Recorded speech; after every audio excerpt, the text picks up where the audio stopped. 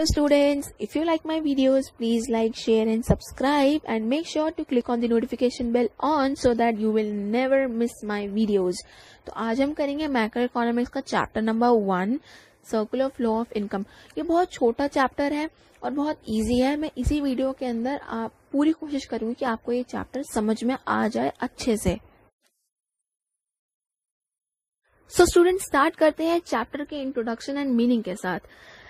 Human beings के कुछ unlimited या रिकरिंग बॉन्ड्स होती हैं जिनकी वजह से एक प्रोडक्शन प्रोसेस बनता है जो कि अब एक कॉन्टिन्यूस प्रोसेस बन गया है। इस प्रोसेस के अंदर different factor of production include होती हैं लाइक लैंड, लेबर, कैपिटल और एंटरप्राइज, जिनको कंबाइन करके गुड्स एंड सर्विस की प्रोडक्शन की जाती है। अब आप फ्लो चार्ट में देखें कि फैक्टर सर्विसेज लिखा हुआ है कि हाउस होल्ड जो है फैक्टर सर्विसेज प्रोवाइड कर रहा है फर्म को। यहाँ मेन दो फैक्टर्स हैं, हाउस होल्ड सेक्टर्स और फर्म्स को नीड होती है फैक्टर ऑफ प्रोडक्शन की, जो कि है हमारा land, labour, capital, enterprise. House hold sector के पास में ये चारों फैक्टर्स अवेलेबल होते हैं, तो वो सप्लाई कर देती है in the form of factor services to firm. Firm produce करता है अपने goods and services with the collective efforts of factor of production यानी factor services supplied by the household sector. अब हाउस होल्ड सेक्टर ने factor services के form में firm को produce करी अपनी सर्विसेज। अब फर्म के पास में आ गई है लैंड, लेबर, कैपिटल और एंटरप्राइज उसकी बन गई है, तो अब वो प्रोडक्शन शुरू करता है अपनी गुड्स एंड सर्विसेज की।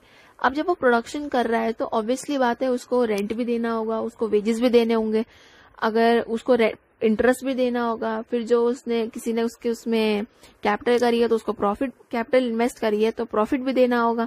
तो ये जो है चारों फॉर्म्स, रेंट, वेजेस, इंटरेस्ट और प्रॉफिट, इनको हम फैक्टर इनकम बोलते हैं जो फर्म देती है हाउस होल्ड सेक्टर को, क्योंकि फैक्टर सर्विसेज हाउस होल्ड दे रहा है ना। अब जब हाउस होल्ड सेक्टर दे रहा है तो उनको इन रिटर्न के अंदर हमें पैसे भी देने हैं, रेंट भी देना है, इंटरेस्ट भी देना है, प्रॉफिट भी देना। इंटरेस्ट हम तब देते हैं जब किसी ने हमें लैंड दी हो, प्रॉफिट हम देते हैं जब हमें किसी ने कैपिटल दी हो, वेजेस लेबर को मिलते हैं, रेंट वगैरह हो जाता है एंटरप्राइज के लिए या उसकी इलेक्ट्रिसिटी बिल के लिए। तो इसमें यही है कि फर्म जो है पे करती है फिर इन the form of factor production, जो कि हमारे रेंट, वेजेस, इंटरेस्ट और प्रॉफिट है। अब जब हाउस होल्ड सेक्टर के पास में मनी आ गई, अब वो स्पेंड करता है उस मनी को on the purchase of goods and services जो प्रोड्यूस्ड होते हैं फर्म से, जो फर्म प्रोड्यूस करती है।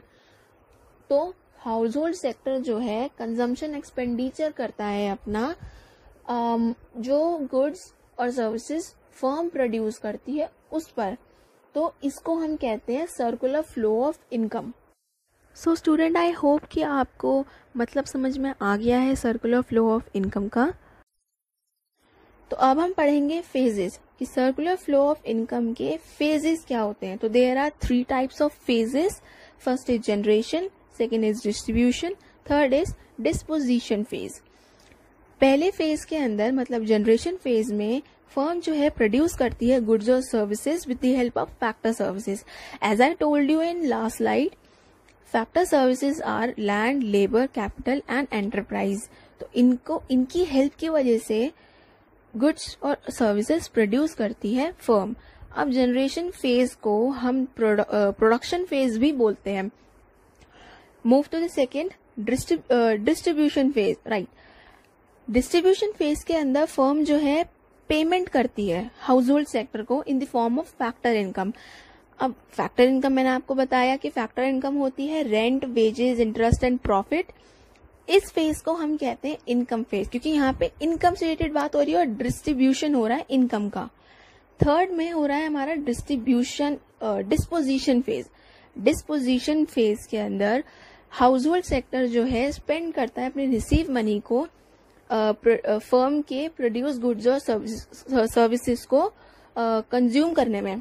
तो यहाँ पे कंजम्पशन एक्सपेंडिचर हो रहा है हाउस होल्ड की साइड से फर्म के लिए, क्योंकि जो फर्म प्रोड्यूस कर रही है गुड्स और सर्विसेज, हाउस होल्ड सेक्टर उसमें पैसे खर्च करके मतलब स्पेंड करके कंज्यूम कर रहा है उनको। तो इस फेज को हम कहते हैं एक्सपेंडिचर फेज।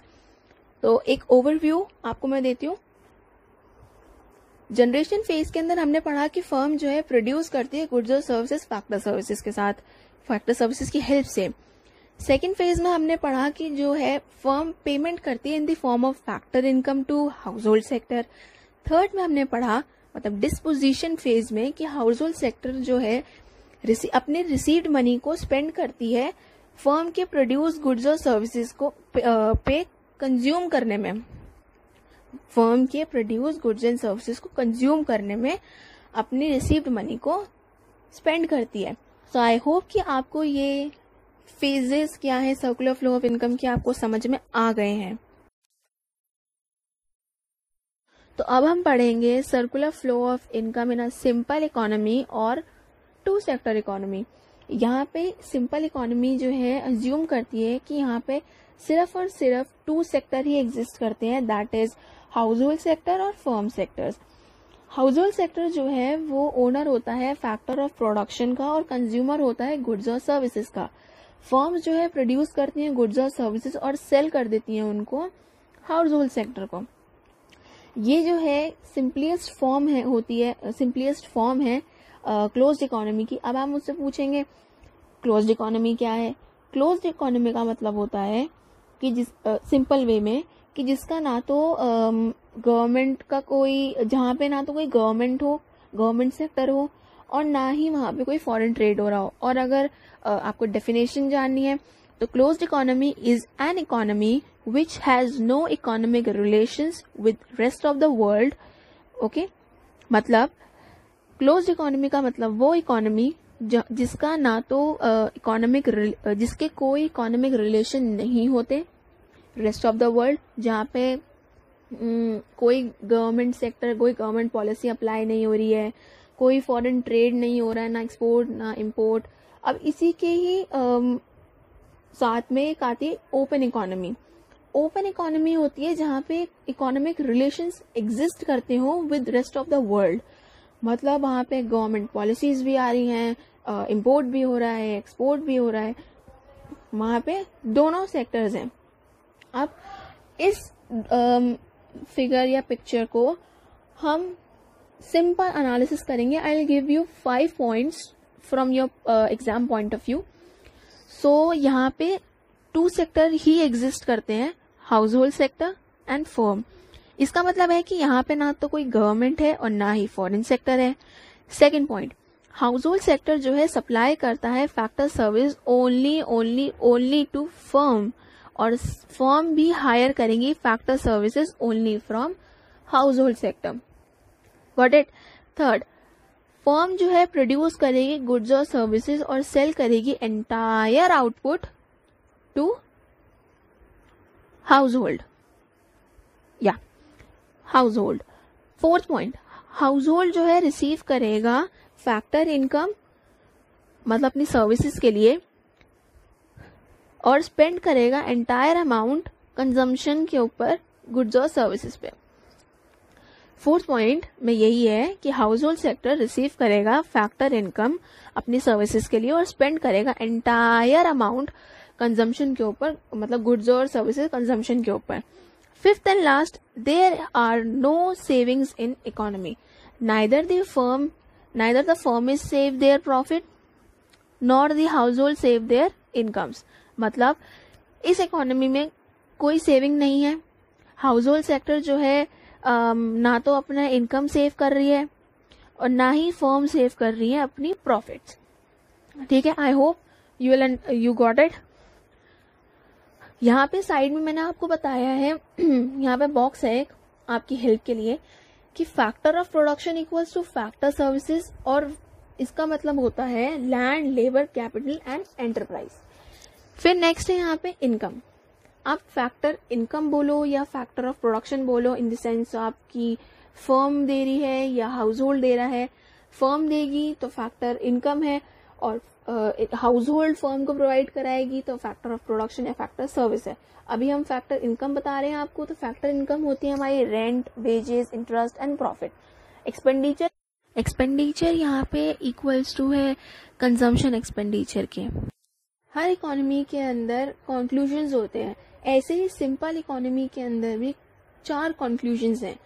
पहला यहाँ पे कंक्लूजन है कि total production equals to total consumption. जो भी प्रोड्यूस हो रहा है एक फर्म में वो टोटली कंज्यूम हो रहा है, मतलब इक्वल है, जितना प्रोड्यूस किया सब कंज्यूम हो गया। रियल फ्लो इक्वल्स टू यहाँ मनी फ्लो है, जो यहाँ कंजम्पशन एक्सपेंडिचर हो रहा है वो फैक्टर इनकम के इक्वल है, और जो फैक्टर पेमेंट है उसके इक्वल में फैक्टर इनकम है। जो फैक्टर पेमेंट हो रही है वही इक्वल में फैक्टर इनकम है। तो अब हम पढ़ेंगे stock and flow. Stock and flow, okay. Flow कोई भी चीज तब होती है जब वो जैसे हम सर्कुलर फ्लो पढ़ रहे हैं, तो कोई भी चीज जो ड्यूरिंग द टाइम फ्लो कर रही हो, कंटिन्यूसली फ्लो कर रही हो। स्टॉक मतलब कोई चीज स्टोर करके रख दी हो, जब उसको आप मेजर कर पाए एक पर्टिकुलर डे पे या टाइम पे या डेट पे। तो एग्जाम्पल एक लेके बात करते हैं, तो अगर आप कॉमर्स स्टूडेंट है तो आपको मालूम होगा कि बैलेंस शीट हम बनाते हैं और उसमें हम लिखते हैं कि XYZ private limited company as on the date 31 March 2000 जो भी है XX 2016, 17, 18 जिस भी ईयर को आप लें एजम्पशन, पर उसमें आप ये नोटिस करें कि एज ऑन दी डेट 31 मार्च, मतलब यहाँ पे स्टॉक कंसेप्ट की बात हो रही है।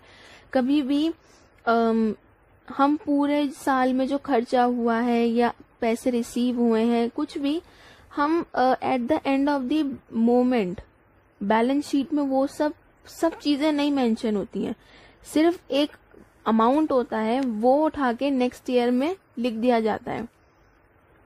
तो ये होता है हमारा स्टॉक कंसेप्ट। फ्लो कंसेप्ट में होता है कि इसका एक और एग्जांपल लेते हैं।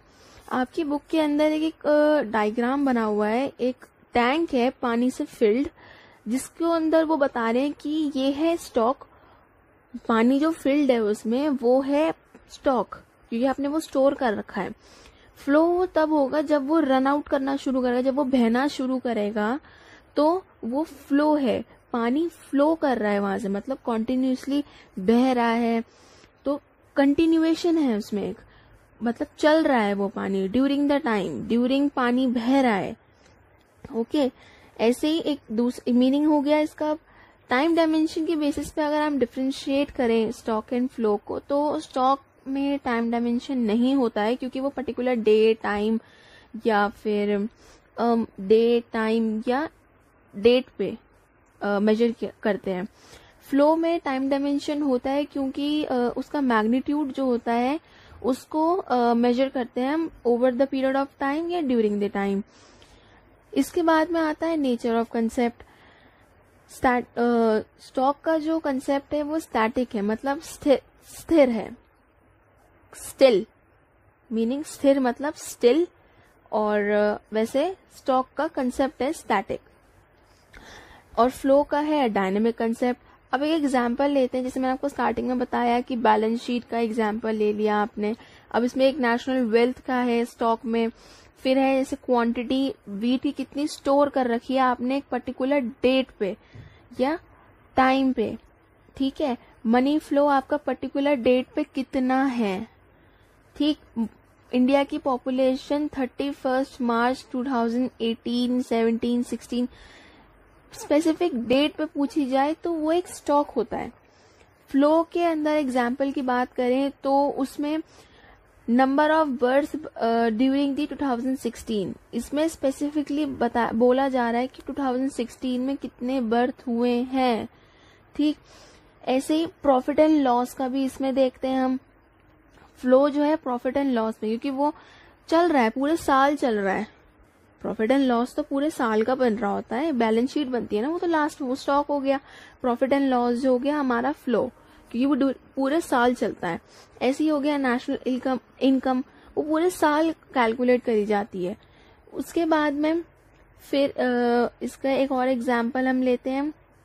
इसका एक और एग्जाम्पल है जैसे क्वांटिटी वीट की कितनी प्रोड्यूस्ड हुई, क्वांटिटी कितनी प्रोड्यूस्ड हुई इतने पर्टिकुलर टाइम, इतने इस ईयर में, इतने इस ड्यूरेशन में कितनी वीट प्रोड्यूस किया गया। अब हम बात करेंगे रियल फ्लो और मनी फ्लो की। इनमें क्या डिफरेंस है। रियल फ्लो वो फ्लो होता है जिसके अंदर गुड्स एंड सर्विसेज फ्लो होती हैं बिटवीन फर्म और house hold sector. Money flow वो फ्लो होता है जिसमें मनी फ्लो करती है between firm and house hold sector. अब इसमें मतलब किस तरीके का एक्सचेंज होता है, kinds of exchange. Real flow के अंदर गुड्स एंड सर्विसेज का एक्सचेंज होता है। मनी फ्लो के अंदर इन्वॉल्व होती है सिर्फ मनी का एक्सचेंज इन्वॉल्व होता है इसमें। फिर डिफिकल्टी क्या आती है एक्सचेंज करने में। रियल फ्लो में डिफिकल्टी आती है बार्टर सिस्टम में। अगर आपका बार्टर सिस्टम है तो आपको डिफिकल्टी आएगी रियल फ्लो में, बट इन मनी फ्लो कोई डिफिकल्टी नहीं आती, आप एक्सचेंज कर लीजिए, कोई प्रॉब्लम नहीं आती है। रियल फ्लो को हम कहते हैं फिजिकल फ्लो और मनी फ्लो को हम कहते हैं नॉमिनल फ्लो। अब हम डिस्कस कर लेते हैं कुछ इंपॉर्टेंट टर्म्स जो चैप्टर में है और आपको मालूम होनी चाहिए। पहला टर्म है इसमें लीकेज। लीकेज का मतलब होता है सर्कुलर फ्लो में से जो मनी विड्रॉल कर ली जाती है उसको हम कहते हैं लीकेज। जैसे अब आप लीकेज कहो या विड्रॉल कहो, इसका मतलब है जो part of money circular flow में पास नहीं हुई उसको हम कहते हैं लीकेज। अब इसका रिजल्ट ये होता है it is not available for spending on currently produce goods and services. इसका मतलब जो लीकेज है वो रिड्यूस कर देती है फ्लो ऑफ इनकम। एग्जाम्पल देखते हैं कि जो लीकेज है डिफरेंट टाइप्स ऑफ इकोनॉमी में कैसे काम करती है, रिएक्ट करती है। अगर टू सेक्टर इकोनॉमी है विदाउट फाइनेंशियल मार्केट तो वहाँ पे कोई लीकेज नहीं होगा। ये two sector economy simple economy की बात हो रही है यहाँ पे जो हमने डिस्कस करी है। Two sector economy with financial market, इसमें सेविंग होगी। फिनेंशियल मार्केट अगर प्रेजेंट है टू सेक्टर इकोनॉमी में तो वहाँ पे सेविंग्स होंगी। अगर थ्री सेक्टर इकोनॉमी है तो वहाँ पे सेविंग्स भी होंगी और टैक्सेस भी लगेंगे क्योंकि वहाँ पे गवर्नमेंट आ गई है। फोर सेक्टर इकोनॉमी के अंदर फिनेंशियल मार्केट भी है, गवर्नमेंट भी है और फॉरेन ट्रेड भी हो रहा है, फॉरेन रिलेशंस भी हैं, तो वहाँ पे सेविंग्स भी होंगी, टैक्सेस भी होंगे और इम्पोर्ट्स भी होंगे। ठीक है। अब दूसरी टर्म है यहाँ पे इंजेक्शन वर्ड। इंजेक्शन वर्ड का मतलब यह है सर्कुलर फ्लो में जो इनकम है उसमें और एडिशनल मनी इंट्रोड्यूस हुई है।